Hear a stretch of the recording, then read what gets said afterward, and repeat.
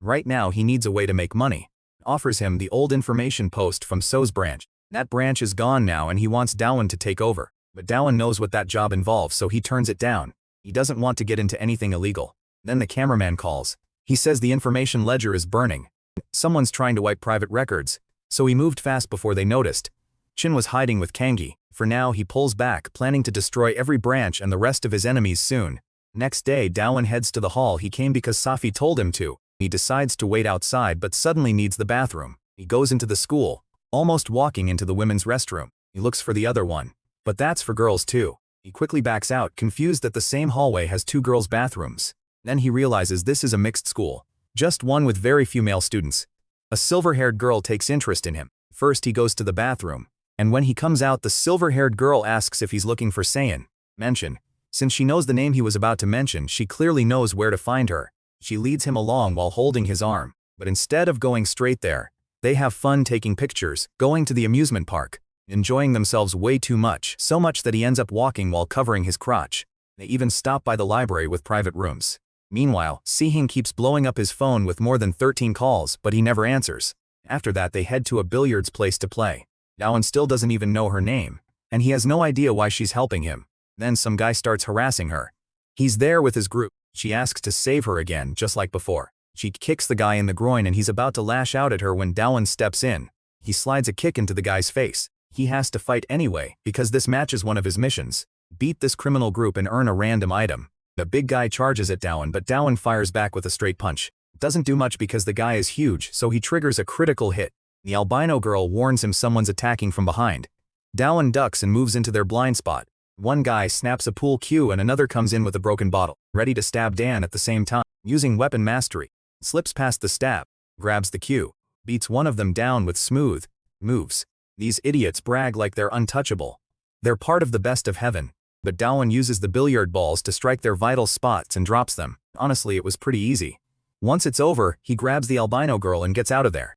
Since she clearly knows him, Dawan apologizes for not remembering her. No matter how hard he tries, his memories won't come back. She lets it go and says maybe next time he'll remember. By the way, all those places they visited were spots where CG works part-time. She leaves and meets C, who's wearing a skirt while handing out cosmetics. After the shift, she tells him she works all these jobs because she has to pay a certain group to keep her grandmother's store safe. It's basically extortion, and the group behind it is called the Best of Heaven. That's the same name Dawan heard earlier. The store in question is her grandmother's Tububaki shop. Her grandmother is lying on the ground. Men from the group came by and now Dawan finally gets it. His mission is to take down that criminal organization. A neighbor takes the grandmother to the nearest hospital. Suji tells Dawan her grandmother has run this shop since she was a baby. He didn't want to move, because the place holds too many memories. She lets him try a plate of the shop's tteokbokki, but it tastes awful. Yuan says, so maybe that's why they barely have customers. Sichin suddenly shows up in front of Dawan and yanks his hair for ignoring her calls. She tries the tok date too and agrees it's terrible. They explain the whole problem to Sichin. He wants to go after the group right away, but Sichin asks them to stop. She doesn't want to drag them into this. The next day, while they wait around, not a single customer shows up. Maybe it really is the food. Even Sichin thinks it tastes bad. So Dawan calls Kim Yena to help in the kitchen. Mince she makes the same dish with a few changes. This time Sichin loves it. Kim Yena also studies at a cooking academy. 4 days later, someone from the group comes to collect payment from the shop. Sichin ignores him, so the guy dumps cigarette ash into a plate of food. Sichin answers with a hit that smashes him through the door. The rest of the thugs are waiting outside. Dawan and Sichin decide to handle them. The two jump into the fight. Sichin grabs the twins and crushes their forearms. The boss flicks a cigarette at Dawan and attacks without warning. His name is Jisong, the leader of the assault team. Just as he's about to finish the fight, Dolan activates speeds, a skill he got from using the golden key, and spins into the enemy with a full 360 degrees But first, here's Sigan's past. Sigan was found by her grandmother at the front door when she was just a baby. Their daughter had left Sigan their care, and the elderly couple raised her. Even though caring for a child at that age was hard. So they opened their own shop and tried to build a new future together. Doan strikes straight at his face, and with the card's help he moves in seconds. He wants to force the enemy out. Whether he dodges or attacks, the skill handles both. The downside is that it lasts only 30 seconds, costs 300 mana, needs a 3-minute cooldown, and can't be combined with other cards. Even so, Dawan still beats them. Sichin is jealous of how much Dawan has improved. Sichin gets back to the shop and says Sichin went home to take care of her grandmother. That, for personal reasons, she couldn't fight. He already talked that over with Sichin. If they want the extortion to stop, they have to hit the gang directly. She appreciates the help, but still doesn't want them dragged in deeper. For now they head to the enemy base hidden inside a club. They wait on a corner and watch while Dowan holds off until the enemies gather. The club's guard is told by his men that they were attacked by a pair of high school students. Since those kids are clearly serious, he orders them to get the group ready. Dowan and Suchin head downstairs, and in the hallway, Suchin finds all the enemies gathered together. Every one of them is armed. Dowan expected that if they're all gathered here, even better, and if they're using weapons, then so will he. The katana from the shop entrance will be used with weapon mastery. At first they laugh at him, but once he slices one thug across the forehead they realize he wasn't bluffing. He swings for the neck but uses the sword backward because he has no intention of killing anyone. Dowan handles the armed men while Suchin takes the unarmed ones. He wrecks one man's wrist to make him drop his weapon, then cuts another weapon right out of the guy's hand. Dowan disarms them, and Suchin finishes them off. He keeps knocking weapons away from everyone holding one. One thug comes at him from behind but Dowan smashes the hilt into his jaw. Then he rushes the enemy in front of him, but the katana breaks. Now he can't use the card anymore, so he has to fight barehanded. Still, he somehow feels like he's holding the katana. He tries to cut the enemy with a blade that has no form and it works in an instant. Crazy as it sounds, it actually worked. Turns out he was using a weapon after all, a retractable baton. Nelson drops the last one and is shocked by the path Dowan cleared. He asks a bald thug where the boss is. After getting the answer, he leaves Sihan there to handle the rest. The vice boss appears behind Sihan and asks if he did all this. Ms. Chohan, the boss's room, Dowan walks in to end it. Since he was little, Siggy always got into fights not because she liked violence, but because the strong kept hurting the weak. That was the only reason she ever fought. Her grandmother understood and always stood by her. Even as a teenager she kept getting into the same trouble at school. Hospital bills for the bully she beat left her drowning in debt. Her grandfather supported her too. He knew Siggy fought to protect people, so he never really punished her. Because of that, her grandfather worked twice as hard to cover the costs. In the brutal heat he lost his life. That's why she swore to stop fighting, so her grandmother wouldn't suffer the same way. Back to the present, the two clash palms, but the huge gap in size makes the fight hard for Sihan. The man kicks into the next room, grabs his face with crushing force, and Sihan tries to hit back, misses. He goes to use the lion key but the enemy grabs Seon by the hood and slams him into the table near Dowan. The boss here is named Kim Guan. He asks if they know. Dowan says he came to make him stop charging protection money to the shop, but when Dowan sees him clearly, he notices the boss is swinging a leg and even a hand. Even if it should be easy to win, the boss gives off a frightening aura. Sihan was running out of stamina. His enemy offers to spare him if he joins the group, but Seon tells him to get lost. So this is where it ends until someone suddenly steps in. His grandmother once told him that his grandfather also had ways of fighting, not like Sahita does but to protect his family. That memory pushes Sahi to take down the mobsters. He was fighting to protect something important. Because of that he decides to fight for the people helping him. Troy Hyun stands in front of him. The Sahi throws a punch at him but Troy Hyun catches it with one hand. He follows with a kick and keeps attacking until both his hands get grabbed. When Dowan sees that his enemy has a disability, the system doesn't count what he's carrying as a weapon. So he puts away his staff and fights him barehanded. He grabs him by the shirt and tries to take him down but the crutch stops it. Dowan backs off and Kim Guan kicks our hero with his only leg. Even with a disability this guy can really fight. He grabs Hun's wrists and using his hood to swing himself. He kicks him in the jaw, then grabs him again and drives a kick into his stomach. Mostly fights on instinct so controlling himself is hard. That's why he avoids fights. He knows how far he can go. But since this is about protecting the store, he'll crush anyone standing in the way. Dowan attacks at close range but his opponent is very quick. Even strikes from the blind spot don't work. He can still move that well in this condition. So Dowan switches to heavy blows but they get dodged at the last second. Then the crutch comes flying at him, smashing into his jaw. If he came to destroy this group, he should have prepared better. Kim Guan says he'll destroy C Shop 2 as payment for the damage to his gang. Dowan won't allow that so he activates speed. This time several of his hits land cleanly. He avoids the counterattacks but almost gets sliced by the prosthetic hand. He keeps his distance. Now he can read the pattern in those attacks. He figures the kick setup comes from the crutch but Kim Guan suddenly lifts him with brutal strength. Even while he's off the ground Dowan boosts himself and drops a downward kick hurting Kim Guan. Then he grabs the crutch and takes it away. And there was someone else at the store ready to protect it. He left Jihan in charge of things there, so Dowan can face the rest himself. Before that Jihan explains he was supposed to be the first choice to leave Borame, but after seeing him at the karaoke place he doubted his ability. That left Dowan as the last option. Jihan uses the academy style and mixes in Krav Maga Ki Kendo and a merciless beating wiping everyone out. Jihan is stunned. Dowan hoped the boss would give up, but he pulls out one last trick.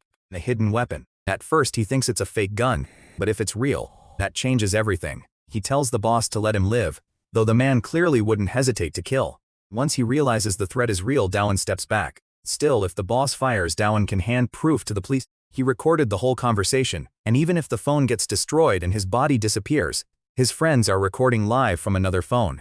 He offers a deal. He won't send the footages to the posted online, but the boss must return the money taken from the shops and pull his men out of the area. In short, leave the neighborhood. It beats going to prison. Just don't break your promise. Of course not. I'm nothing like you. With that, Dowan leaves. He nearly passes out, but at least he cleared the mission. That means he gets a random item. The reward starts to glow and what he gets is a lucky wheel. It lets him choose a random item, so Dowan grabs the handle and spins the wheel. He lands on a mystery item and it turns out to be a rusty key. He can only use it after removing the rust. Sigi and Sin show up to leave with Dowan. At first he doesn't recognize Sigi, but once the glasses go on, they all head back to the restaurant to meet up. Yusen feels powerless. The others could handle things without him, so he decides to disappear for a while and get stronger. Sigi thanks them for helping protect the store. He wants to repay them somehow, but they brush it off and only want him to come in. Dan reaches home in pain and loses consciousness, but the recovery card heals him overnight. The next day, they learn Sigi will sell the store and move to the main branch where there are more people and better business. It's a chance to make new memories, earn more money, and pay off the gang council. But Dowan says that was all a lie. They won't use the store as a source of income. A week earlier, while talking with Wu Jiang, Dowan got angry about paying money to the gang council, and Wu Jiang gave him a second option: get rid of the traitors. In other words, he wants him working for Serum Dong. His first mission is to take over the Changyang region, an area not tied to the gang council. At the center is a place where the worst thugs gather. Wu Jiang wants it cleaned out and handled by Dowan alone. With a new dungeon mission, he enters the Dragon's Nest. For Dowan, doing all of this alone is impossible. But those are the terms.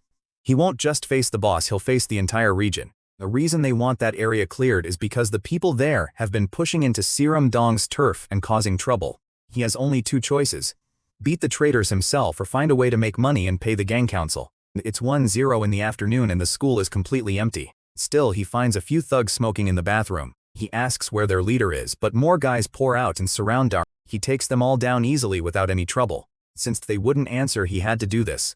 The mission judge tells the hero that this region has ranks: 1 boss, 2 sub-bosses, 2 elite fighters, and 458 normal enemies.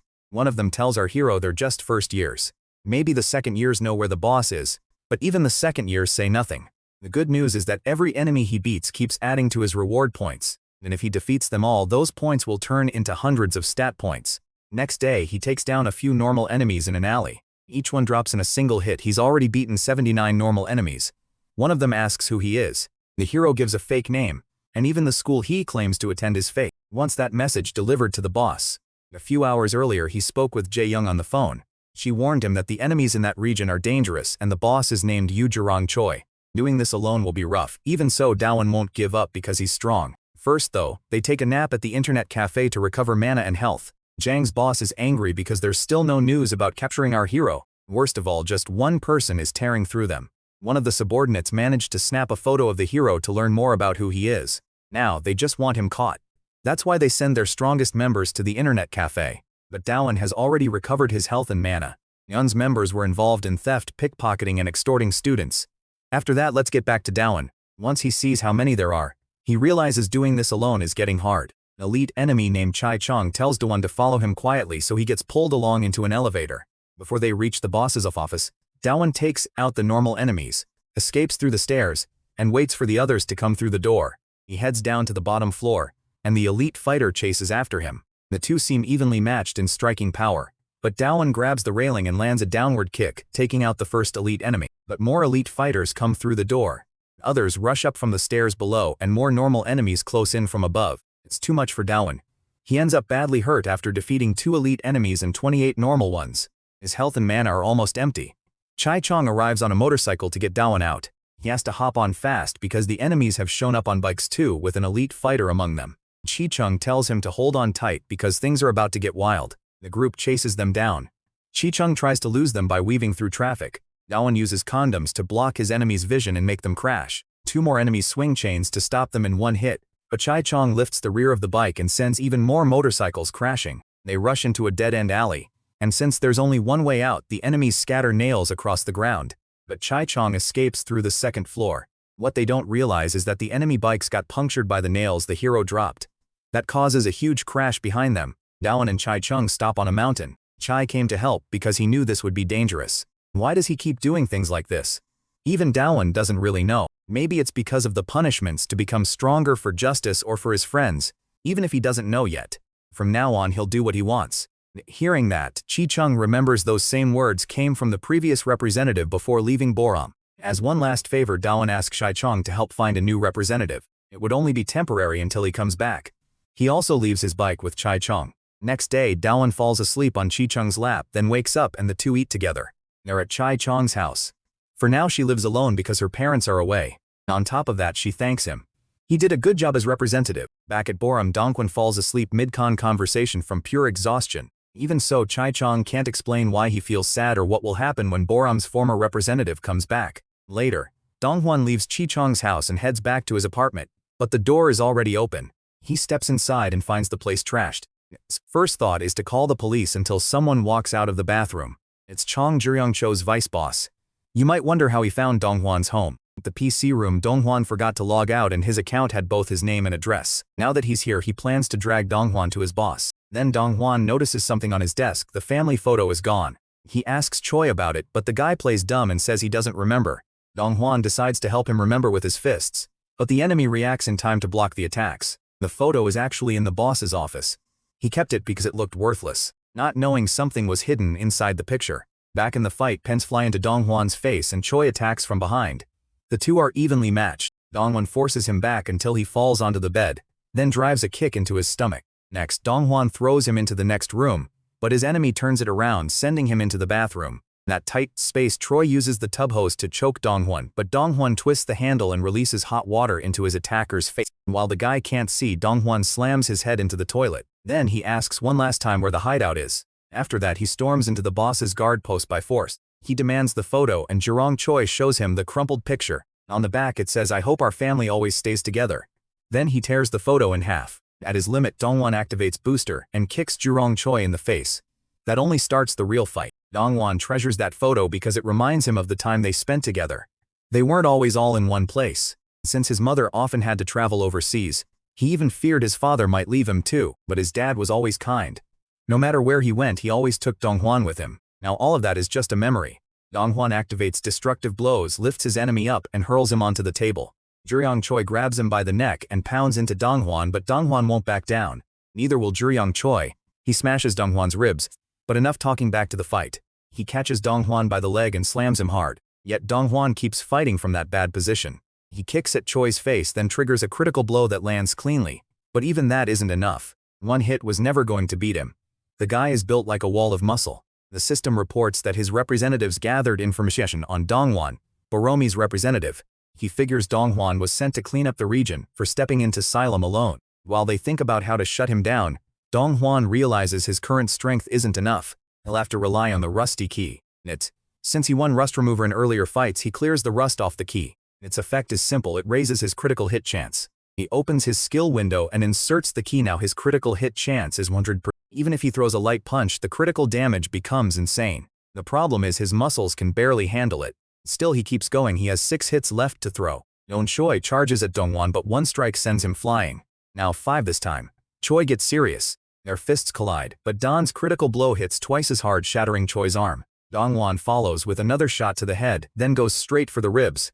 The head of Chongjong drops to his knees before Dongkwon. He offers money and power in exchange for his life, but it's too late. He has to pay for what he's done, especially for destroying that photo. Dongkwon finishes the punishment with one last blow straight to the face and wins the battle. Once the mission is complete, his score is calculated.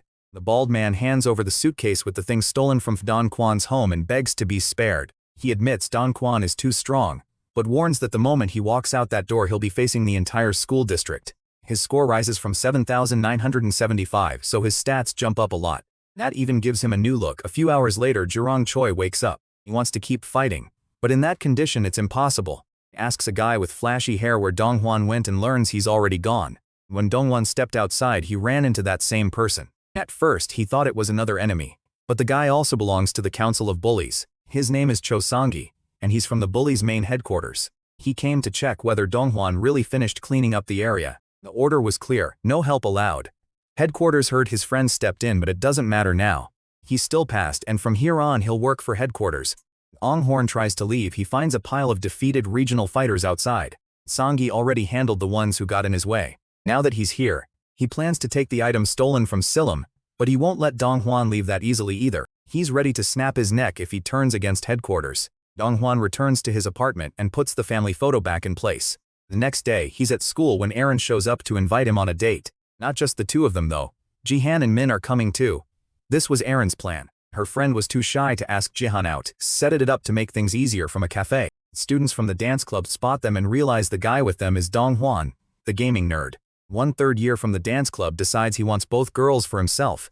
Donghwan and the others start with archery, then move on to a VR game. After that, an escape room and finally karaoke. But in the middle of all that fun, the dance club walks in and sits beside the girls. The guy offers Aaron candy, but they turn him down. Then he orders Donghwan to go buy water so he can get Aaron alone. As Donghwan heads out, the guy sticks a leg out to trip him, but Donghwan walks right past. That leaves the others alone. The creep keeps trying to push the candy on Aaron until Donghwan comes back and snatches it away. The fight is about to start and Donghwan slams the guy's face into the table. He's sure he can take him. One of the guy's friends tries to step in, but Donghwan shuts him down with one hard stare that makes him call the rest of his friends. Another one shows up and swings a controller at Donghwan, but Donghwan smashes it into his face instead. He doesn't even realize he still can't control his strength after the stat boost. Then the heavy-set friend rushes in and grabs Donghwan by the hair, but with one punch. Donghwan drives him into the wall and knocks him out without meaning to. After the outing ends, they all leave. Aaron warns Mule to be careful from now on since the dance club might come after her. The same guy reports everything to his leader. That leader is called Husu, and the others with him are Jin Woo and Han. While they're planning how to deal with Donghwan, he walks straight into the dance club room. He came in person just to return the candy they left behind at karaoke, but from the way they react it clearly isn't ordinary candy. Donghwan isn't there to threaten them, just to give it back. Then he leaves since they're Min's seniors. Min tells Aaron that back in the dance club, that guy kept going after all the girls there, so she's relieved Donghwan taught him a lesson. Later Donghwan finds his folder stuffed with trash. His pack is gone too. The dance club plans to wear Donghwan down mentally until he comes to apologize in person. They won't just make Donghwan miserable. They plan to put Manuli through it too. She apologizes for being late. Just as she's about to change, some students walk into the club room. Ni tells Minuel to hurry up and change even if the others can see her. Meanwhile, Donghwan finds his backpack in a toilet. Mission appears, take down the dance club's underlings. Min only joined the dance club for one simple reason, to get over her shyness. Aaron was the one who suggested it and Hai invited her in. Just when it seems Min has no way out, a dog runs in at the last second and Hai-sun takes it outside, stopping the whole thing. Next day, Donghwan opens his locker and finds it packed with food. Someone put it there, and this kind of thing keeps happening every day. Then, a carton of milk lands on Donghwan's head and the one who threw it runs off. It still isn't time for revenge. First he needs to catch everyone involved. The milk thrower records the whole thing and notices Donghwan forgot his phone. Later, everyone who has been tormenting Donghwan gathers in the gym room. Each of them gets their own piece of candy. The guy who threw the milk shows up to brag that he got Donghwan's phone. And then Donghwan appears right behind him and hits him in the back, knocking him out cold. He'll deal with these punks first, then go after Haisuso. At that moment they each get a message from Hao. If they take it down Donghwan, they'll be rewarded with 10 candies.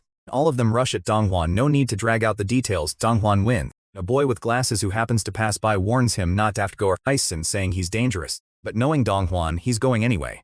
Elsewhere, Jihan has been trying to contact Mule, but for some reason, she hasn't answered any of his messages. Donghwan enters the dance club room and finds Haesong acting strangely. It turns out he ate more than 10 candies, and with his senses completely warped, he starts attacking Donghwan with shocking ease. But under the drug's effects, he was only smashing the mirrors. Dawan puts him down with a single hit. It's easy. Meanwhile, Jihan is still looking for Miji, and even her friends have no idea where she is. All they know is that the third years have been blaming her. Mostly because of Hu. She may have been taken somewhere away from the school. At the same time, Hu gets a call from Troy. He says people from the Namyang region have been spreading candy in the Guanak area and wants him to dig deeper into who's behind it. While Haiso is holding Miji captive, he starts remembering the past. Miji was clumsy in the dance club, but people only paid attention to the pretty girls. She was overweight and treated like she had no appeal. She turned to the candy to lose weight. It helped keep her hunger down, but over time her face began to change. Now he wants her to suffer that same fate. But Jihan arrives just in time to protect her. Still, Jinyu uses his strength to knock him away. Jihan, using what he learned at the academy, forces back an enemy much bigger than him. But both of them are incredibly strong. Before he can hurt Miji, Jihan decides to use his last resort. He strikes through his opponent's throat. It's not a move you should use, but he has no choice here. That triggers his mental berserk mode. Meanwhile, Dawn gets a call from the mastermind behind all this asking to meet face to face. Back to Jan, the fight keeps going. If raw strength won't beat the big guy, then he'll use tactics instead, even taking hits head on. He almost laughs it off. He grabs him by the mouth and squeezes hard. Then he kicks him in the groin and drives blows deep into his organs. Then grabs his ears and smashes his head with a headbutt and a knee. He also deals with Haishang, who gets crushed under the full weight of Jinch. That ends the fight. Then he returns to normal. Dan enters a dark alley. There he finds someone covered with a blanket. But when he pulls it off, it's only a mannequin. Then the mannequin sprays him with a strange substance. The guy with glasses explains it's a drug that will make him addicted. He was the real mastermind all along. Dan Hay's vision starts twisting, but a few seconds later he recovers. That's because he gained a new skill called light circulation. It lets him cleanse any substance that enters his body. Now that he knows the glasses guy is from the Nyang region, he plans to hold him and force out more information. The glasses guy's past is simple. The dance club bullied him so badly he almost took his own life. Instead, he found another way and entered the dark web. Bear came across strange candies on sale. He used them to control his slaves. Back to the present, the glasses guy blows a whistle calling a pack of trained dogs. They surround Dawan and Ha, but he takes care of them all except stubborn dog. It clamps onto his arms to hold him down. Then the glasses guy runs away. But he trips and falls right toward the mannequin. Then he starts having some strange visions. He sees Dawan and Hack as some terrifying monster, hits the glasses guy and sends him flying several meters. That completes the mission. At the last second, a member of Zung shows up. He came because he learned the glasses guy was part of the traitor region and also to work with Dawan Ha. Now that this is tied to his turf, everyone around him will be in danger. Even so, he needs to take the glasses guy away to get information out of him. But red smoke canisters fill the whole place. The motorcyclist came to take the glasses guy away. This was only the start of the plan, and he leaves without another word. Later, the glasses guy wakes up in a tub full of ice. The Nyang representative Kim Josian is waiting for him. He's angry that he failed such a simple mission. From now on, his candy supply will be cut off. He begs for another chance, but he's in no position to make demands. The biker from earlier is ordered to deal with the glasses guy. A few days pass and things get better among Duan's hosts. The dance club members should have backed off by now, but he still has questions about the biker's plan. In a movie theater, all the representatives of the Trader Association gather. Here we meet Stephen Joel, representative of Nok. Song Kim In-gong, the representative of San, someone we've seen before. Nojin, the former representative of Suan. Kim Joan is the representative of Niang. Nongjin represents Youngwon, so Mun represents Mong. And finally, the one behind all these plans whose identity we still don't know. One thing is clear for now. Very soon the Bully Council will face a coup. Meanwhile, Dawanha and Yun Sung talk about the traitor situation to help Dawanha with this investigation. He'll put 2 Silamong members under him. Jaman and Mansion, the enemies Dawan fought at the start of the story. Later, Xian and Daha eat at C's new restaurant. There are more customers than expected, and that's because C changed her appearance. Putting that aside, he came to tell them that from now on, Boram will fight with Simong. They all need to be careful not to get hurt by whoever comes after them. That night, Joseon orders his subordinates to clean the place up. The Bully Council meeting is about to begin. Dawanhan and Yanzasung arrive at Namyong's base. The two of them plan to wipe out the region. They force their way in, but the whole place has already been cleared out. Not a single piece of evidence was left behind, so they switch missions. Yunsung will keep investigating Namyong while Dao and Ha will look into the Nakong region. Next day, Jaman and Munch and Yuk start gathering information on that region. More specifically, they're watching Stephen's van. That region's income system is based on microloans. Only teenagers can get them, but the interest rates are insanely high. Worse, they force people to borrow if they don't want to get hurt. Elsewhere, Choi tells Yunsung that someone attacked the Bully Council's area last night, and that happened because the leader was absent. Dolan taps on Stephen's window to ask for a loan of about 201. He does it because his mission is to borrow money from Stephen. At first, Stephen thinks it's a joke because he's so tiny and figures Dowan is mocking him. He reacts that way because in the past when he introduced himself to classmates as someone who came from overseas, they only laughed at his long, thin face. Nas repeats his request and asks for 20 million won. Stephen knows he's Boram's representative and the amount is way too high. He can't just lend out that much, so Dowan offers himself as collateral. Since Stephen wants to raise his status, he accepts and pulls out 50 million won from the van to lend to Dowan. The deal is that he must pay it back every day. A week passes and he still hasn't brought the money. So Stephen heads straight to Boram to collect. For that, he sends the region's vice leader to attack them. His name is Jing Zhang, but on the way there Sig steps in to stop them. He gets surrounded by the whole group, but beats them down with ease in an instant. Jing Zhong finds Hess' fighting style interesting. Back in the day, people looked down on him because of the burn scar on his face, but then he met someone just like him, Steven. The two became close and he asked how to defend himself. Steven told him to use a weapon, and the one he chose for fights like this was a sharpened soldering iron. He uses it to injure Sigi. Those cuts start making him lose control, then Dawan suddenly shows up. He says he came to pay back the money, but the bills turn out to be fake. It was all a trick to force a fight between them. Dawan already knows Steven is one of the traitors. Maybe it's just bluffing, but if there's evidence, he tells his ally to take the files from the office while he stays behind to stop Dawan. The fight starts with direct attacks from Dawan that actually land, but Steven is far stronger than expected. With one kick he sends him flying into a car. It works because Steven's limbs are unusually long. That doesn't just give him reach, he also has experience in fights like this. He's traveled from country to country and fought in all kinds of places. No, to him this is child's play.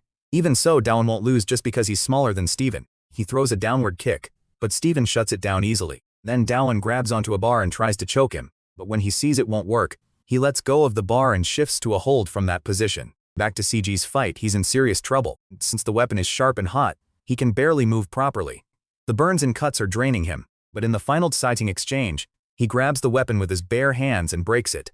That finally lets him use his fists and win the fight. Back to Dawan, Steven blocks the impact with his arms at the last second. Things keep getting worse and his informant gets caught too. With no other option, he drops to his knees, but before they can take him away, he uses a fire extinguisher to blind them and then jumps into his van to escape the area. The exit is narrow, but he doesn't realize Dawan followed him the whole way. He's on top of the van ready to tear it apart. Steven calls the leader of the Traitor Association from his phone. He says Borum is attacking him and asks for help, but the leader says no, it's not his problem anymore and hangs up. Steven then notices Dan on top of the van, so he starts swerving hard to throw him off and manages to do it. But Sion saves him at the last second and the two keep chasing Steven's van. Dawan borrows helmet. Then he uses it to smash the window. Steven speeds up to get away from them, but he loses control and crashes the truck off a cliff. Dawan gets off and leaves on the bike, but another car pulls up. The leader of the Traitors Association steps out. He greets Dawan and calls him by name. When Sion sees someone standing in front of Dawan, he moves in to find out who it is, but a man with an eye patch blocks him. The Traitors Association leader tells Dawan they're the ones trying to bring down the Bullies Council. Basically a traitor alliance.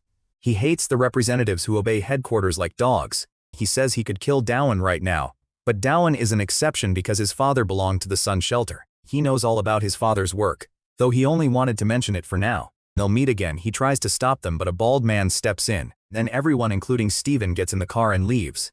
Later Dawan gets Nakong's documents back and tells Yunak and Soan that he met the leader of the traitors. Mensi joins the call too, but he lost track of Jinyang. What matters is that they figured out the 5 traitors in the Bullies Council: Nakong, Namjong, Siwan, Joan, and the last one from Miss. When Dawan gets home, he receives 2 rewards. The first one stays a mystery for now. The second is a seal piece that fills part of a box he won earlier during one of his missions. He still needed 5 more pieces. Dawan helps Miss Yang work on his bike. He came to ask for more details about the Misang region. Their whole operation is about luring women in. Using a dating app, they target innocent women and turn them into a source of money, mainly by setting them up as private tutors. But those women end up treated like toys for clients. Then they blackmail the parents, threatening to leak videos of their sons harassing the tutors online, unless they pay. All the women around Seong Wang are willing to do anything for him, but he only leads them on. Next day in Central Masong, Jinu changes her outfit to hide who she is. She's doing it because Dan asked her to. He wants her to pose as an innocent girl going on a date, so they can get information on that region's representative. For now, she doesn't know who he really is, so she thinks she's meeting one of his associates. Dawan watches them from a corner, but suddenly they disappear. They head to a cafe, and when they arrive, Seong tries to unlock his phone with Face ID, but it doesn't recognize him, so he opens it with his patterns instead. The date goes on like normal, but from a distance, Sunong's number 9 spots them. After coffee, they go see a fortune teller. The card Jinyong gets says this: a sword filled with deep hatred will cut your neck. Then comes Sung's card, and it's more interesting. It's surrounded him his whole life. That sends us into a flashback to his childhood, that since he was young, older women were drawn to his looks to the point that he had intimate relationships with them. His first time twisted into an obsession with women. That's what shaped him. After that, he takes Jinong to a hotel. There, he talks with the vice representative Ma Jae, who tells him one of the tutors ran away from her shift. That same woman then goes to Jinyang's room and threatens her with a knife. Dawan manages to reach Jinyang's location and gets inside. Seong shows up to stop his girl and takes her outside for a moment. She tries to calm him down, but he warns that if she keeps acting like this, he'll leave her. She drops to her knees and begs for another chance, and Seong forgives her. He tells her they'll meet again next week. Dawan searches through the hotel rooms, but they're already gone. Before ending the date, Seongmong takes Ginyong to a place that looks abandoned. He knows she lied to him and that she's really Ginyong from the Borum region. Brings her into a room filled with VIP members. His plan is to let them have fun with her while a camera records everything. Those men are completely sick, so Ginyong pulls out a taser and fights back. She seems to hit one of them in the hand among the men in that room. Just when things are about to get really bad, Dawan bursts in and starts taking down the old men. There's no need to drag this out. They were nowhere near Dawan's level. The only thing worth noting is that Ginyong handles the last old man herself. The two of them leave the room, and on the way out, they run into Sungmong. He reveals that he's the representative of Miss. He lets Ginyong leave first, and Dawan takes this fight himself. Unlike Dawan, his opponent is extremely fast when he attacks. He also has sharp reflexes that let him dodge well, which puts Dawan at a disadvantage. He decides to use the new skill he unlocked with the golden key. The skill works by closing his eyes to gather power, then releasing it when he opens them. The problem is that he has to keep them shut while it charges, and his opponent isn't about to wait for that. When it reaches the second level, he opens his eyes by reflex and uses the stored power to strike Sungmong. Zesung's reflexes can't dodge that hit. Dawan starts charging the attack again, but this time, Sesong hits him over and over while he can only block the attacks. Once the final level is charged, he sends Sungmong flying. The blow hits him hard, and Dawan gets ready to try it a third time. Meanwhile, Zhen Yao and Yunong talk about what happened in Banshan. The region was attacked by the Traders Association because Seiyukong Banshan's representative was absent. Their talk gets cut off when Yunok gets a call. Back with Dawan, Menor arrives to help Sung. What Dawan learned from Juryong is that MJ used to be the representative of Sangha. Now Dawan has two representatives on him, which makes things much tougher. But at the last second, Yeonjong shows up to back him up. Now the fight is even. MJ gets behind Yeonjong and licks his ear. Yeonjong reacts fast and knocks him back, but Mei actually enjoys getting hit. He gets launched straight toward Dawan. Meanwhile, at Banshan Hospital, Sukong finds Jiba lying in a hospital bed, asks who hurt them while he was away. Back to the others, Yunok and Mjai each take on one opponent. Miji gets hit Kramjinyo, but he tanks it and grabs him. While he takes those hits, Chenyang moves in to attack. They may have good teamwork, but if that's the case, Dawan just has to be faster and end it before they can drag things out. This ends here and now. Elsewhere, Ingong and the three grumpy brothers are heading toward Borum when Sewong cuts them off on the road. The three brothers go down easily, leaving only Ingong. No Kyung asks if he was the one who hurt his people in Banshan. Back with our group, Mech takes every hit, even the ones meant for Songmong, and he still enjoys it. To stop wasting time, he calls in all the VIP members there. Some of them drag Dawan away. Now Yunok is left alone, surrounded by a bunch of perverted old men. But Yunok is so absurdly strong that he wipes them out with ease. Also clears out the old men in his room in an instant while keeping his eyes charged. As he builds up power, he tells Semong to move, warning him he might get caught in the blast. Then he unleashes a massive punch that sends both of them flying into the wall, completing the mission. As for Sukyong, he has Ingong in his hand. Won't stop till Ingong pays for what happened. But the oldest brother says they weren't the ones who attacked Bong Khan. Hearing that, Sukyong leaves without another word. After they finish cleaning out the Mongan region, the news reaches the Bullies' council headquarters. Yutsun asks why there was a bear mask inside headquarters. It was used to meet an old acquaintance. The leader at Bullies' headquarters is the same man who wore the bear suit earlier. Back with the group, Soyeong-jong arrives and immediately steps on Seongmong's head for making them come all the way here. Songmong just laughs, saying they won't get anything even if they check his phone since it's locked with a pattern. But Dawan unlocks it without any trouble. Now they can pull all the information tied to the Traders Association. Young tells the headquarters representative to send the Borai members home. Has to leave too. Meanwhile, Seong-jae interrogates the two men there. He wants to know who leads the Traders Association, but both of them claim they don't know. That annoys Song Yong-ji. If they refuse to cooperate, he'll torture them until they talk. As for Dawan, his rewards are a golden key and another fragment piece for the box, plus one special reward. When he opens it, Seon, Aaron, Jinu and the white-haired girl gather around Dawan. The system tells him to choose one of the four, but since he's too awkward to pick anyone, the system decides to choose at random. Then all the girls start disappearing as their clothes get shredded. The only one left is the white-haired girl. But she's towards Dawan, but she's only a hologram made by the system. What the hologram gives him is a cup game. If he guesses right, he wins a special marble. On the first move, he gets it right easily. If he keeps going, the reward level will rise. When Dawan reaches the 9th level, the final round becomes much harder. If he wins, he'll get a mythical item. Dawan takes the risk and keeps going. This time there are more cups and they move at a crazy speed. But with the eye boost, they figure out where the place is. That earns him the reward.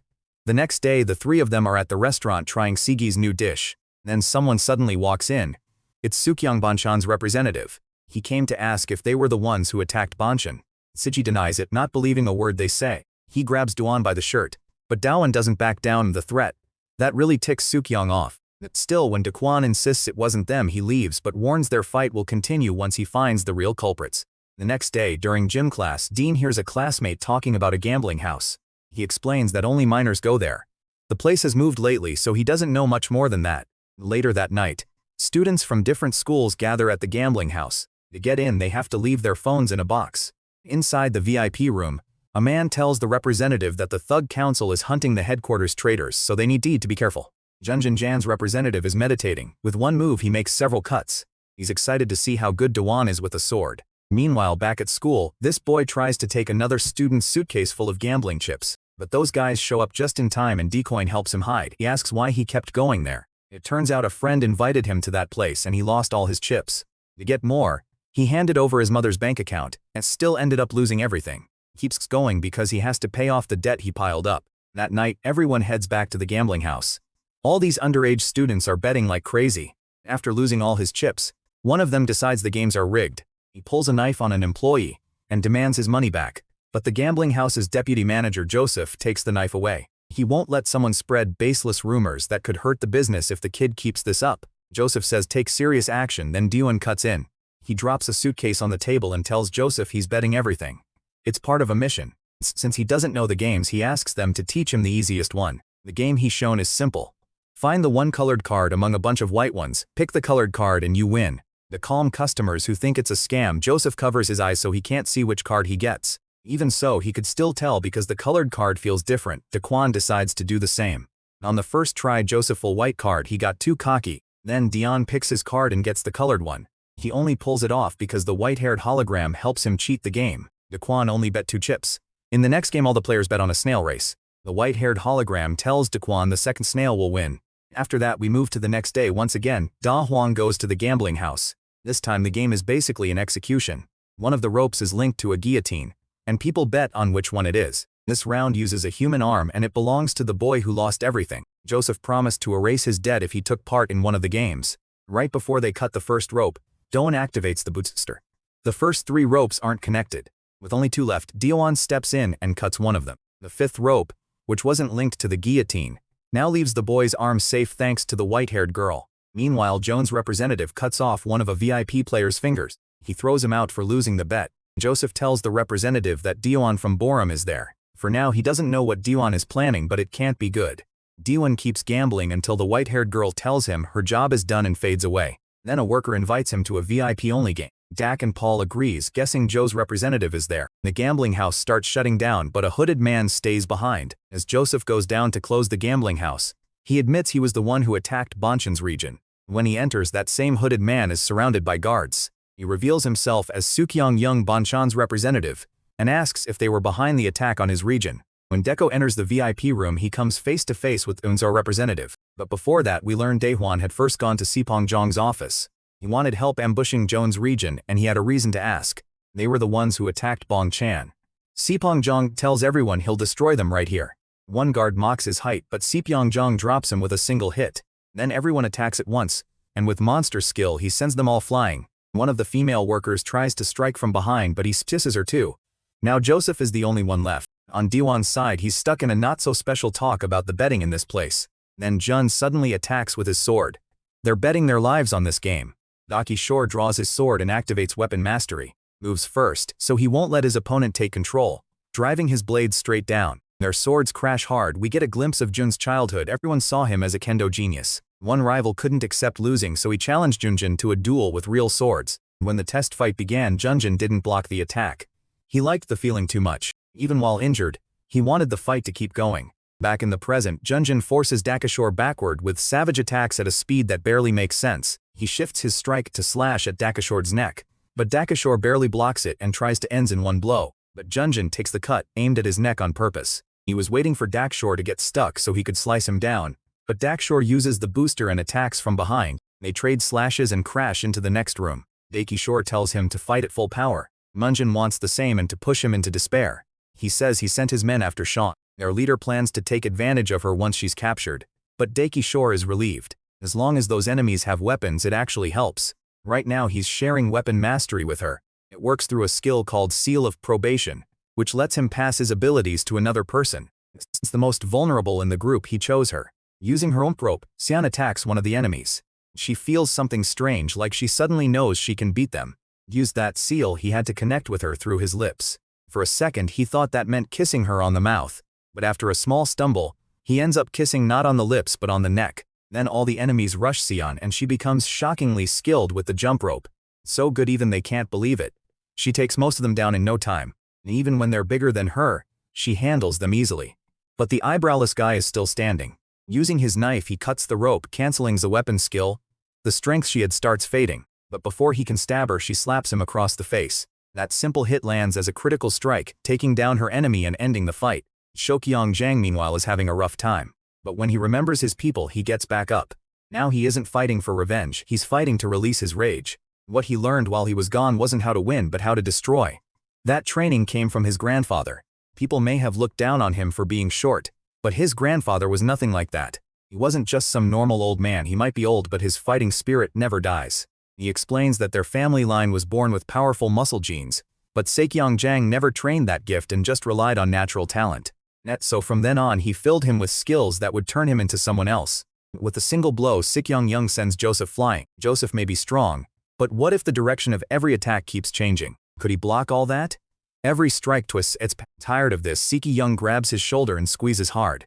It turns out his training wasn't with his grandfather, but with a bull. He had to kill that bull with his bare hands. He was told to rip off one horn first so it couldn't gore him. That's how he trained while he was away. He learned to destroy an opponent with a single attack and wins the fight. Back to Dawan. The sword fight is still going, but Jim gets tired of it and throws his sword at him before vanishing behind the curtain in another room. When Dawan enters he finds a red room. The real battle is about to begin. Metal bars slam the room shut and using his spiked chain Jim attacks Dawan. This time Dawan is fighting to. Both fighters cut each other without caring about the cost, the damage around them or anything else. All either of them can think about is killing. They keep fighting until both drop to their knees, almost enjoying how close they are to death. Nguyen's sword finally reaches its limit and shatters. Right before the stab lands he uses Enhancer and his other skills, but Genjin is still much faster when it comes to speed, and Dawan's body is already covered in cut. The only thing he still had left was the mythical item, and with that tiny marble he throws it at him, but it gets destroyed. That was part of his plan. The Transcendence item evolves one of his skills, turning Hawk's Descent into Hawk's Flutter. From that position Dawan manages to trigger a critical hit with his skill and defeats Genjin. He also completes the mission. The reward, our protagonist gets 3 doors to choose from: Snake Room, Weapon Room, or the Room of Flowers. Picks the Weapon Room. Once inside his wounds begin to heal, and the reason is simple. Every kind of weapon in there starts attacking him, and his mission is to avoid them all. At first he thinks they're holograms, but once he realizes they're real, he uses Enhancer to dodge the weapons. Still, that card has limited uses so he'll have to rely on the weapons in the room. A few minutes later he clears the mission. This time his reward is a gold chest with a piece for the box, a map that was blank. Finally the key to the lock that activates his automatic mode. After that Dawan meets up at the cafeteria with Uni and XXX. Nisk says nobody gave up any information about the Trayers Association boss. No matter how hard they were questioned they stayed silent. Later Dawan meets with the rest of his friends. Sanjay asks why Jamie is here. It turns out the Bumenshan region was dissolved after being attacked by the Joan region. Now Ja will become part of Borum, and as a welcome gift he's given a dish with a brutally awful taste. Later, when Dawan heads back to his apartment he runs into the white-haired girl. At first he thinks she's the hologram, but when he bumps into her, he realizes she's the real one. He asks what she's doing there. She says she came over to watch Netflix at his place. But Dawan doesn't fall for it and sees no reason to let her in. She tells him that if he still can't remember her name, then he has to invite her inside. She uses her card and lets herself in. A lot happens while she's at his place. She checks his boxers and puts on his cat headphones. Makes he's her food, and she keeps bothering him the whole time. When she sees his father's certificate, she thinks he must have been a good person. Dawan remembers when his father received that certificate and took a picture with the logo. His father used to show love by sharing his dreams and serving food. Once the meal is ready, Dawan calls the white-haired girl to come eat. After searching the whole apartment, he finds her in his father's office. She remembers this was Uncle Jinu's room, his father. Then she asks him one last time if he really doesn't remember her. She was wearing the sun shelter jacket. Desperate, he asks for the names of the shelter members. She tells him to calm down. She doesn't remember much either. She left that place 10 years ago to study abroad. That jacket was a gift from Dawon's father. When she came back to Korea, she learned he had died. Even so, she says they shouldn't talk about it when Dawon can't even remember her name. Still, he's just as kind as ever. She knows how hard that kind of loss can be. That's why she asks him to go out and get some fresh air somewhere else. Meanwhile, at the Bully Council office, the Traders Association arrives. Ki-jun and his partner Jaguk, along with Steven and his partner Jin-young. They enter the building, where the chief of the Central Bully headquarters was staying. The moment they get through the door, they plan to get rid of him, but the place is empty. Zhang Yan appears there and tells them the Traders Association gathered here. He'll handle them himself. Before attacking, he gives them two choices. Come to him or he'll go to them. When nobody answers, he jams the door shut with and starts the fight. Everyone attacks at once, but his insane speed knocks their attacks away. He reads their moves with ease. Nook grabs his shirt so both representatives can hit him, but he uses teleportation again. Consumed by greed, they've chosen death. Jig gets beaten badly. Even Jinying has no time to react. His body is slammed straight into the ceiling. Only the representatives are left.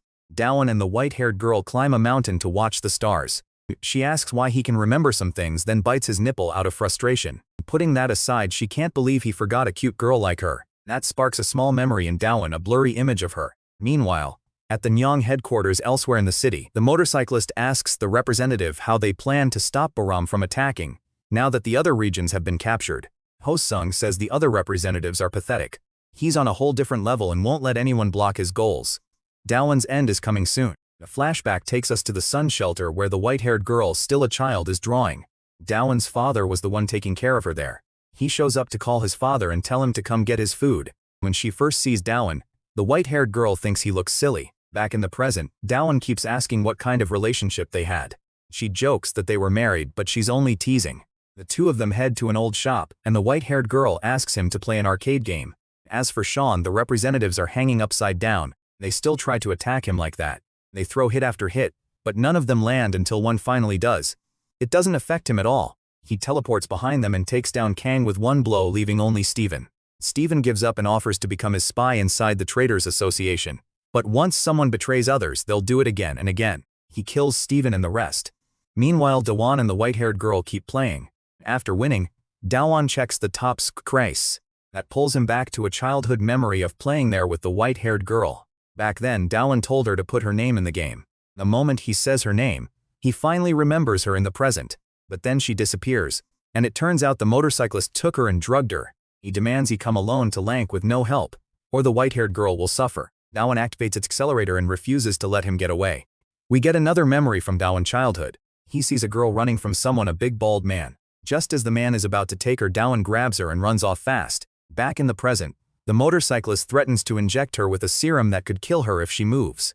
He tells Dawon to show up like they agreed. The white-haired girl wakes up inside a freezer-like room full of men in suits. She finds a way out but has blocks her path. He can't believe pathetic Dawon would come save some random girl. She tells him not to talk badly about him but has glares at her and threatens to kill her.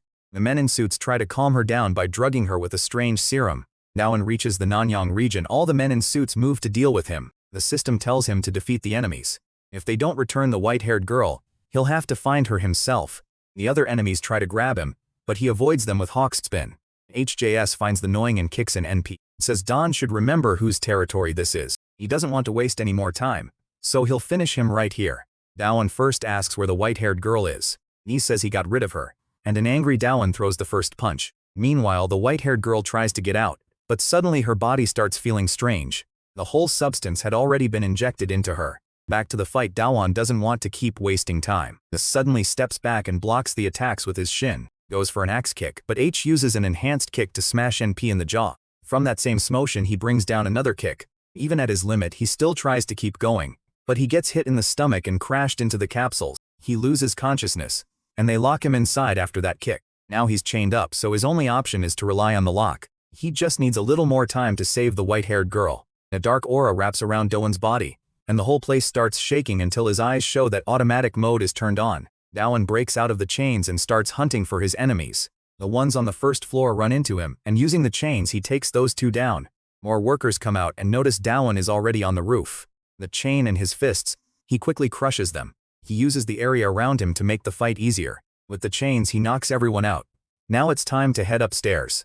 On the second floor, even the rats panic. Terrified by Dawan's presence, he punches a man in a suit toward the light generator, plunging the area into darkness. When one of them grabs a flashlight, Dawan has already taken down all his co-workers in an instant.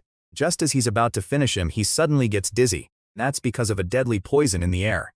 He can't use light circulation in automatic mode, so his only choice is to stop breathing. One active worker thinks about dragging Dawan away for good, but Dawan is also wearing a gas mask.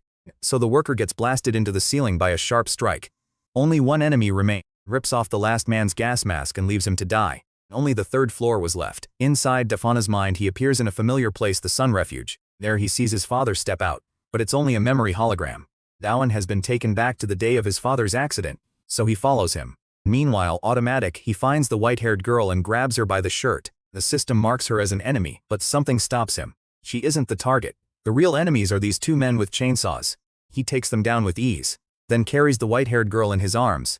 A real Danhar spots a hooded figure on the road. Fear fills the air and Dawan's father tries to brake, but it doesn't work. He's about to hit him. The hooded man just laughs. Naumar father looks at the family photo and with no other choice turns away and crashes into a light pole. Makar is furious, but this isn't the time for rage. First he needs to learn who that bastard is. Automatic Dawan Hat reaches Hosung's office to end this once and for all, but takes a clean kick head-on. Hosung turns that momentum against him and sends the attack back. From here on he says he won't fight smart. He'll force Dawan and Hat to kneel at his feet. Back with the real him, Hatch up.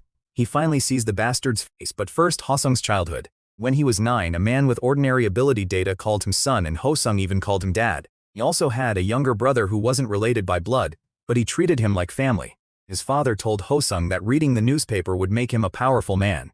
But his little brother got bored, so the two boys went off to play by themselves. Now back to the present, their attacks crash into each other hard. Hosung notices Dawan's aura has changed, but even then he still looks pathetic to him. Dawan half fires back with a kick and sends him into the glass wall. Hosung catches his leg, throws off his balance, drives a roller into his stomach, blasts him into the desk. Just as a downward kick is about to land, Dawan uses nearby materials to block his vision. If brute force won't work, then he'll use the area around him. Whatever's in reach becomes a weapon. Back to the real Dawan. The one behind the accident has a glitched face. The system still can't reveal his enemy yet. The administrator tells him to calm down, knowing he has a lot of questions. Then explains the force that shaped this world and the one that could destroy it. There's a reason the system chose this path. It all began with his father's death. But no more will be explained until he grows stronger and defeats more enemies. The administrator hopes he can uncover the truth. Back outside, Dawan Hack is beside the broken cart. His automatic mode ends and he returns to normal. He doesn't understand what just happened. He only wants answers about the Sun Refuge. Hosung says that's exactly why he's keeping him here. He wants answers too. Raged, Dawan Hack grabs him by the collar and warns him to answer carefully or die. Hosung kicks him in the stomach to get free and follows with a heavy strike. But his knee is hurting badly. That's because he took the cart attack straight on the knee. But that damage still doesn't make up for the gap in power between them. Dawan Haka doesn't care. He just wants answers. Hosung though hates being ordered around. Knows to shut him up, he tells him the truth. Both the Bully Council and the Trader Association give Dawan special treatment for one reason. He is Gino's son, the man who built the Sun Refuge. That place is where the Bully Council was born. Every member once belonged to the Sun Refuge. That's why he is treated differently, and why Hosung plans to kill him and climb to the top. Then we return to his childhood. While he and his brother are playing, they get hungry and their father calls them to eat. Hosung is ready to eat, but his little brother isn't, so Hosung goes first. But after the boy brushes past his son, the man slaps him across the face. He can't allow someone lowly like that to shove his child. Hosung's real father is only a guard serving the chairman. He called him son because his own little boy liked it, but he can't keep pretending Hosung is his real child. Hosung stays behind in his real father's house, unable to accept it. To him, his true father is just pathetic. If anyone deserves blame, it's that man. Dawan tells him to shut up and charges a power strike to silence him. At level 5 charge, both fighters crash through the window. This will decide which one stays standing, but once again, we jump back to Hosung's past. A few days later, they find the chairman's son collapsed on the floor, barely alive from a drink he had. It turns out the cause was a drug overdose, which makes no sense for a child unless someone planned it. The boy's vitals start going unstable, and it turns out Hosung set the whole thing up. He won't let his little brother block his path. He's the one who will reach the top. Back to the fight, their blows collide again. One hits the chest, the other smashes the face. Both are thrown in opposite directions. Dawan Hack is done wasting time on him. He wants to finish him right here. But that won't be easy. A warning pops up. Our hero is in overload, and if he keeps going, his muscles will take even more damage. He pushes through anyway because from now on he refuses to lose. Both fighters give everything they have. one to reach the top, gain more power, and the other to learn the truth behind all of this. Hosung's leg breaks, yet he still throws everything into one last attack. Using the strength he has left, Daewon Hack slams him into the ground at sending out a shock wave.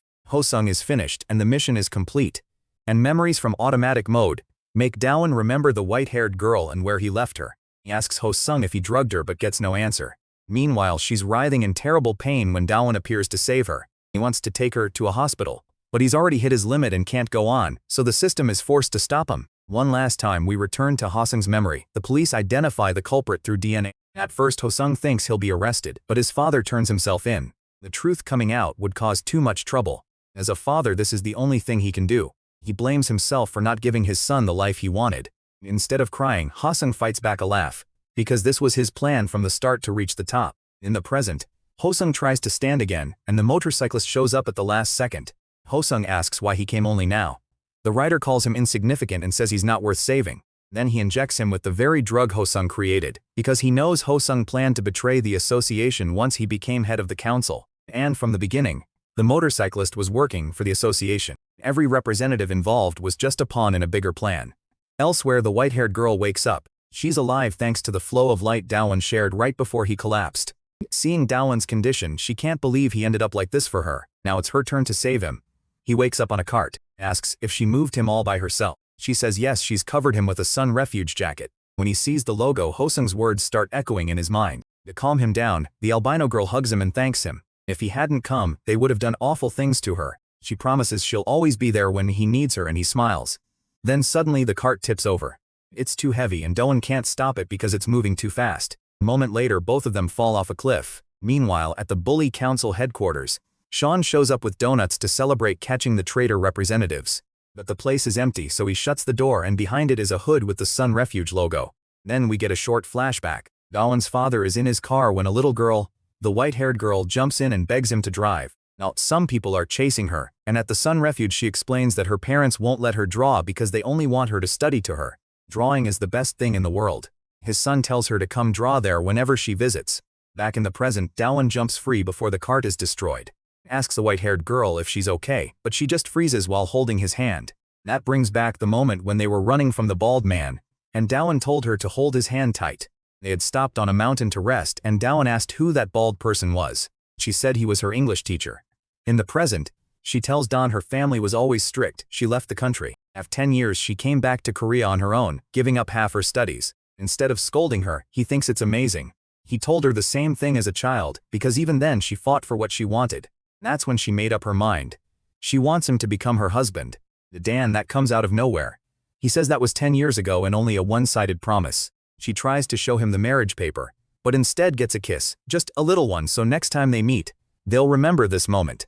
Daewon says goodbye, calling her by name Jinso. Meanwhile, the Yungo region, the leader of the association, the motorcyclist, the eye patch man, the bald man, they had already taken over more than 7 regions, and 12 income sources were wiped out. He wants them to report to headquarters that the traitors are already close.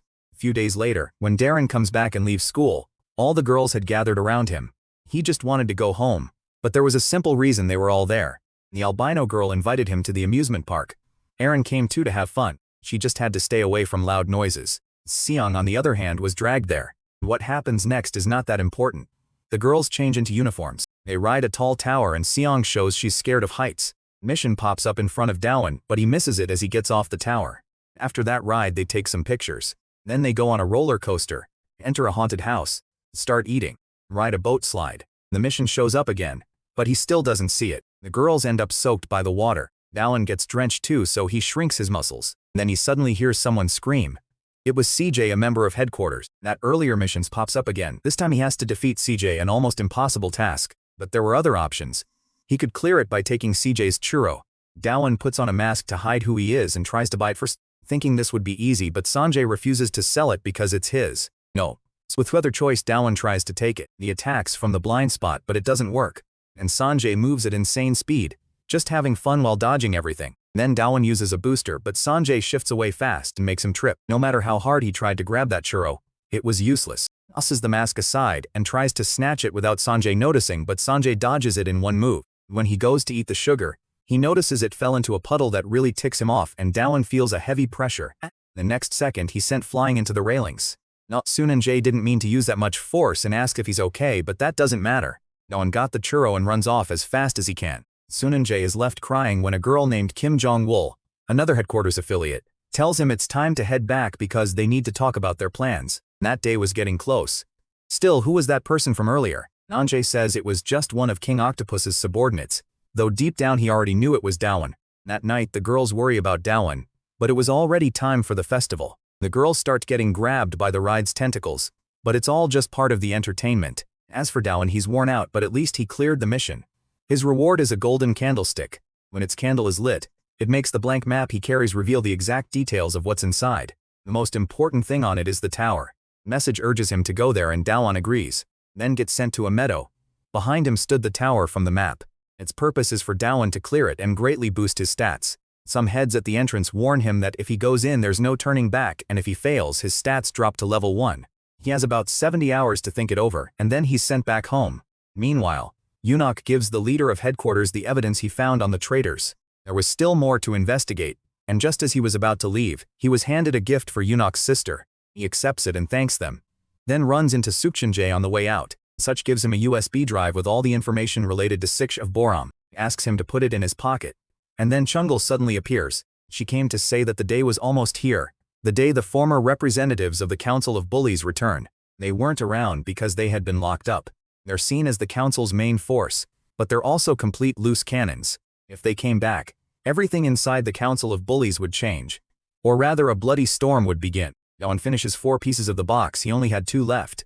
The other reward he got after beating Josian was a lucky watch. Just like its name says, it gives him luck.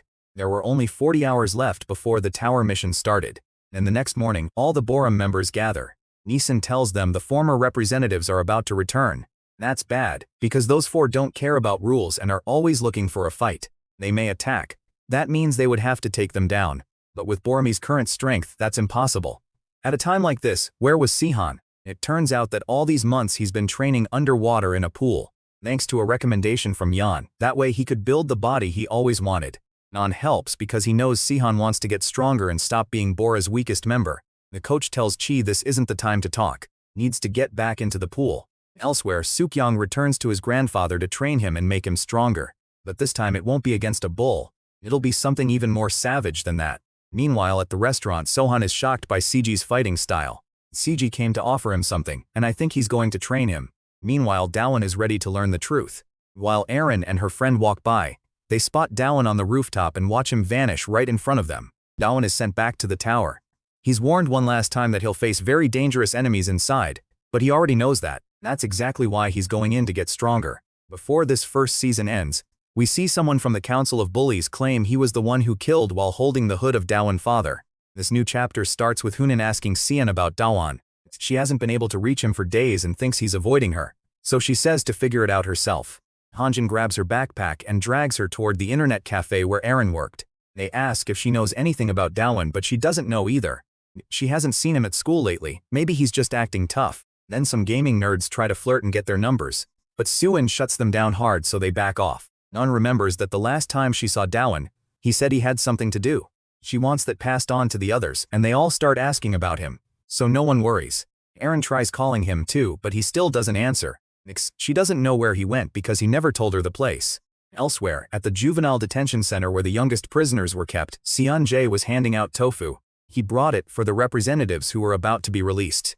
Nongswol says they aren't out yet, but even so, it's surprising the old representatives are finally coming back. Siu and Jae agrees. It's hard to believe those guys were actually judge rehabilitated, but they'll be needed to form an alliance and bring down the traitors. The reason the traitors were able to attack was because the former representatives were gone. Sir Jae didn't just bring tofu for them to eat, it meant more than that. It was supposed to show purity. Just like white stands for purity, they were also washing away their crimes. But the bloodstains they left in the past won't be erased so easily. Now that they're back in the same world as everyone else, people will need to stay alert, otherwise they'll be devoured. Meanwhile, at the gym, the cameraman and Eunuch were training. Eunuch asks about the old representatives. The cameraman says each one returned to his own district, but only to get a little air. Eunuch tells him to be careful if they try to watch them, because if they're caught spying, they could die for it. Then Eunuch asks if he was okay. The cameraman says he's fine, but the other district members were scared. All except one, the Bormei, the one Dawan was leading. The only one still there was Soen.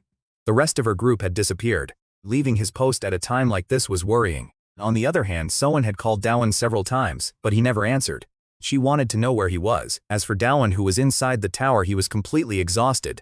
He says this mission is harder than he expected, and if it's this hard, the reward must be even bigger. But let's go back a few hours to see how he ended up like this. As soon as he enters the tower, the door shuts. There's no turning back, and he can't see anything. He uses Suil's candle to light the way. Net smoothed through the place and lights a few torches. The tower is huge, then a statue's voice welcomes him inside. It warns that the challenges here will keep getting harder, so he needs to be careful not to fall into the abyss. The tower's reward is special. It's waiting on the highest floor, so they want him to conquer the whole tower. The system message says that if he wins the tower's reward, his stats will skyrocket, but if he fails, his level drops to 0. Risky but interesting. All he could do was keep going. Then the candle suddenly stops and starts glowing brighter. It stopped because it found a hidden spot. The floor lights up and opens. He had found a basement under the tower. A skull welcomes him there and warns that even stronger dangers are waiting inside. Hearing that, he decides to head back the way he came. Still, the skull tells him the reward will match the danger he faces. The reward is special, but it may not be worth the risk. The two statues give him a choice. Keep climbing the tower or head down into the basement. Each path has its own challenge, but Dawan came here to grow stronger, so he chooses the basement. Meanwhile, at an upscale Korean restaurant, Seonji shows up dressed in a strange outfit. The guests still have not arrived, and there are only 10 minutes left. Maybe they are not coming. Still, all he can do is wait. As long as the 4 leaders are not here yet, that might be for the best.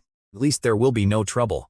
Cho, the former leader of the Injin district, runs into someone on the way. The former leader of the Hagam district. His name is not given, so the story leaves him unnamed. Chil says something to him, and the other man suddenly slams his head into the wooden boards. Was he mocking him? Then he vanishes, appears behind him. Tit to the face. And Sim flying deep inside. Chil tries to crush him right there, but the other man drives a knee into him and blasts him into another room. Blood starts pouring and the fight turns wild fast. Maybe getting out of prison was a bad idea. This clash is only getting hotter. Back to the basement. When Dawan reaches the first floor below, he finds a dark shadow. The system says this is his first enemy in the tower, taking the form of someone from his past, Michelle. He was the bully who forced Dawan into the game in the beginning. He thinks this should be easy, but then everything changes. The system blocks his cards, so now he can only rely on his physical stats. Maybe that is enough, but it is not. Michelle grabs him by the head and slams him into the ground. The basement was never going to be easy. His enemies here get a huge stat boost. Back at the restaurant, while an old woman is being sung to, her birthday party gets wrecked by these monsters. Chell dislocates the man's shoulder and throws him into the next room. He notices the mess he caused this family and tries to apologize, but only scares them more. The other man tells him to wipe off that fake smile. It gives him chills. He knows Cho's real self is still in there, and he wants to tear through that thick shell hiding it. Their blows are downright savage. No sends him crashing into yet another room, and the man starts ranting that from ancient times to now, humans in martial arts have always loved violence. It is part of who they are. He sounds crazy, but the more people enjoy violence, the closer they are to it. He slices near Cho's neck and laughs like a man. Maybe he likes violence, but acting like a beast is disgusting. Knows hot charcoal to seal the cut on his neck. As for Sanjay, he hears the noise outside. Back to Dan, he takes a hit, then quickly redirects it and kicks Meal into the air. Just as Mikhail starts to fall, Dawan grabs him by the head, does the same thing back to him. Smashes him into the floor hard enough to crack it. That ends it. The first basement floor is cleared and Dawan wants to finish this as fast as he can. Back at the Korean restaurant, Shell gets launched into the water inside. The other man treats his own body like a weapon built to kill. But because he talks too much, a wheel flies at him and smashes through the whole place. This is a fight to the death, so it is time to end it for good. It seems over when Sanjay steps in, or maybe not. He is so drunk he cannot even block the attacks. That hit lands hard. But that is what happens when you fight while wasted. In the end, the fight finally wraps up. Chell says one more person is still missing from the room. And who is it? A huge man walks in and introduces himself as Jin, former leader of the Nangok district. That seeing the two of them, he can tell they have been fighting. Better to stay on good terms or things could get ugly. Even after tearing the place apart, they are still missing one more. Maybe that gloomy guy is talking to himself again. Should they start the meeting? Nalsanjai just wanted to celebrate the old members getting released. But Bei Jun cuts him off. Headquarters had done its job right. They would not have wasted time in prison. Still, for those two animals, prison was not all bad. Getting to the point, why were they called here? Because they were locked up. They had to give up their spots as leaders. The 3 of them are being asked to take those positions back. Even after everything they suffered in prison, being a district leader still carries weight, but they refuse. It is not that simple. One only wants to fight. Jin no longer cares about the money that comes with the job, and Cho is just tired of all of it. If the talking is done, they should leave. But then someone tells them to stop. The voice comes from behind the room. He left headquarters himself just to speak with the former leaders. It is shown she owns someone tied to headquarters. If they have complaints, he will hear them. But first they will speak one at a time. Back with Dowan, the specter suddenly disappears and turns into a bony hand. It startles him at first, but the hands only give him rewards for clearing the floor, a healing potion and extra inventory space. He will need both to clear the tower. The skull explains that the basement is filled with monsters. Dowan beat before, but now they return as specters far stronger than they used to be. It will take time to reach the lower floors, but that is not a big problem. Time moves differently here than it does outside. So Dowan keeps fighting his old enemies. Starting on the second floor, then the third, the fourth, a short break, then the 8th, the 11th, another quick rest, then the 16th, the 20th and the 31st. For his current level, none of this is a huge deal. Elsewhere at the restaurant where C works, she is checking the files on the 4 former members. The 4th one they had not met yet is named Wu. The girls come in soaked with heavy rain pouring outside. They ask what she is doing, but she does not think they need to know. Then someone appears outside the shop in the rain. He mutters something strange like he is offering a sacrifice to the sky for someone. The storm causes the power to go out. They hear a sound and Ain says someone is standing in the dark. He is right by the door. The man says he is going to kill them all in the name of his twisted will. This is Wu, the former leader of the Yunnan district, and he seems completely unhinged. Meanwhile, Dan keeps fiddling with the watch. He has no idea how much time has passed. The watch in his hand cannot tell him either because it is broken. This reward watch is supposed to bring him luck, and then he realizes something. Hosung was the last person he fought before entering the tower. If that means Hosung is the final opponent here, then this should all end there. Back with the girls is worried. She has no idea why he came here himself. Aaron asks if he is a customer, but obviously not. He looks suspicious from the start. Cannon tells them both to stay calm and asks why he came to Bourne. Suddenly Wu steps right up to her. The girls freeze, staring into his pitch-dark eyes, but she is not the one he wants. That person is not here. So for now this is not the time. Then the lights come back on. The whole thing shakes all 3 of them. Nens demands to know who he is looking for. Later in the park he runs into Hosung. He knows Hosung ignored the order to report to headquarters. Oju says he answers to no one but his god. But how did Hosung know he was here? Was he trying to die? Oju sends people from the Slayan district watching him after he got out of prison. They need to stop spying on him because his god is Hosen. Turns to where Wu is pointing and inside the tunnel he finds the cameraman covered in blood. His camera has even been smashed. Before Wu leaves, he has one message to give. Something the former district leaders will be very happy to hear. Meanwhile, as Dorn heads down the stairs, he thinks about the psycho traitor. His abilities may be sealed, but he has already fought them before. If he handles them one by one he should be able to win. The monster on floor 49 is Ingong.